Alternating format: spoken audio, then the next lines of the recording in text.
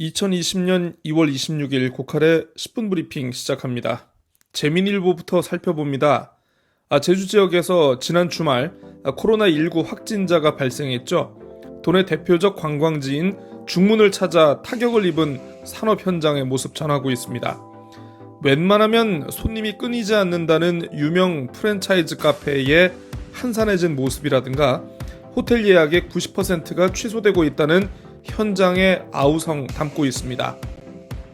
코로나19 때문에 각급 학교의 개학은 물론이고 학원이나 교습소가 일주일가량 연기되거나 휴원에 들어갔는데요. 그럼에도 여러가지 이유로 아이들을 집에만 있게 할 수는 없겠죠. 아이들이 손쉽게 찾아가는 PC방이 코로나19의 이른바 사각지대가 됐다는 소식 전하고 있습니다. PC방 이용자재 권고에도 불구하고 빈자리를 찾기 어려웠다라고 하는데요. 여러 사람의 손을 타는 키보드나 마우스의 소독 역시 일반 물걸레 수준에서 이뤄지고 있다라고 소개하고 있습니다. 제주일보입니다. 개학을 앞두고 도내 대학교에 재학 중인 중국인 유학생이 입국할 예정인데요. 제주대학교가 기숙사 한 동을 격리보호시설로 지정했다고 하는데 다른 대학은 그러지 못한 상황인 것 같습니다. 결국 제주시 해안동의 한 호텔을 통째로 빌려 합동 보호시설로 사용할 예정이라고 합니다만 객실 수가 너무 부족한 것 아니냐라고 지적이 나오고 있습니다. 어제에 이어 유권자들이 원하는 국회의원상 전하는 기획기사 이어가고 있습니다. 오늘은 자영업자에 이어서 지체 장애인의 목소리 담고 있는데요.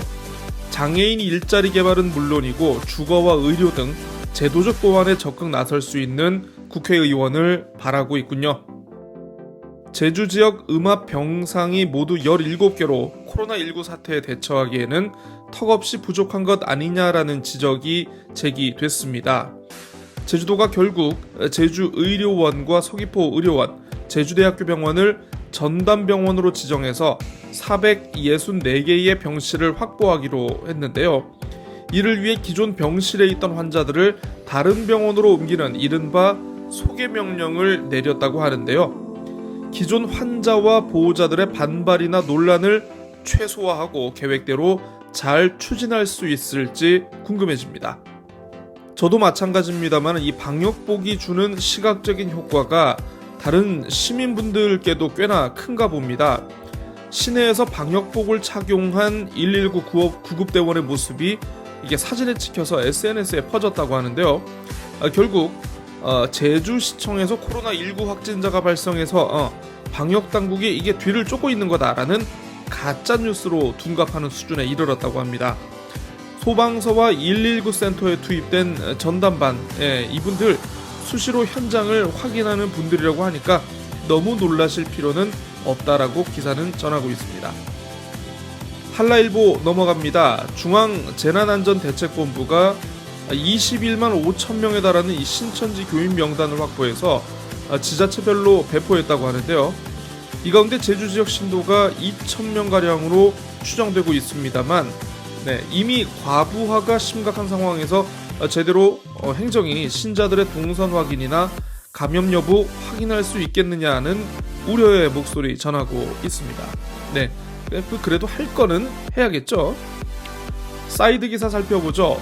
배종면 제주도 감염병 관리 지원단장 이동 제한과 마스크 착용 등 도민 협조를 당부하고 있습니다.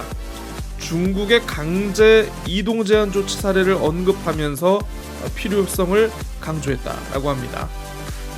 이달 초 교원 임용시험 합격자 번복과 재번복 사태 이것 때문에 지역사회가 시끌시끌했죠.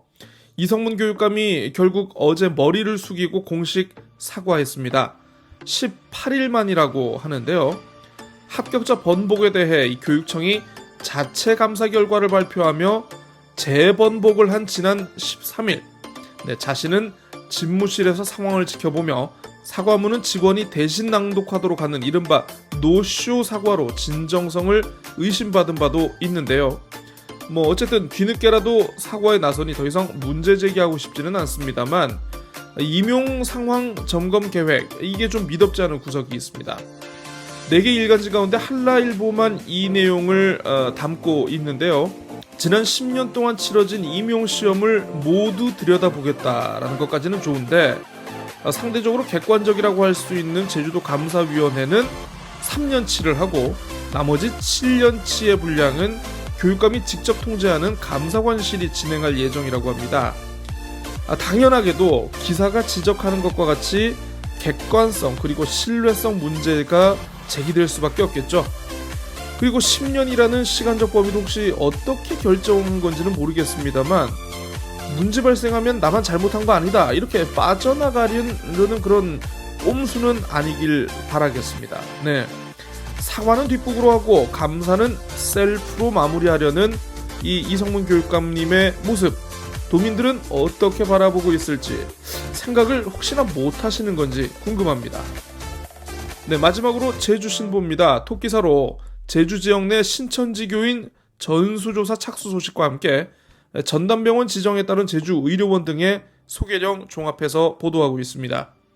오는 4.15 총선에서 눈에 띄는 것이 하나 있습니다. 바로 언론의 고유 기능과 역할이라고 여겨졌던 의제, 즉 어젠다 설정 기능을 시민에게 돌려주려 한다라는 그런 움직임인데요. KBS 제주총국이 후보 지지율 여론조사를 하지 않고 시민 참여를 활성화시키기로 한 데 이어 제주신보 등 언론사사 역시 도민참여단 99명을 구성해 이번 선거의 이슈를 직접 반영하기로 했다는 소식 전하고 있습니다. 사실 설정된 의제 대부분이 얼핏 보니까 기존 언론사가 정하는 의제 설정 방식과 무슨 특별한 내용의 차이가 있는가 싶습니다만 어쨌든 유권자 중심의 정책 선거로 나가기 위한 첫발을 내디는 점에 대해서는 일단은 높은 평가를 드려야 할 것 같습니다. 네, 박스 기사입니다. 제주도가 2030 도시 주거환경 정비 기본계획을 추진한다고 하는데요. 이게 원래는 인구 50만 명 이상의 큰 도시에서나 할 수 있는 사업이라고 합니다. 이걸 통해서 재개발 사업 그리고 재건축 사업의 방향을 가늠할 수 있다고 하네요. 10분 브리핑 오늘 순서 여기까지 하겠습니다. 내일 다시 찾아오겠고요. 어쨌든 코로나19 조심하면서 모두 내일까지 안녕히 계십시오.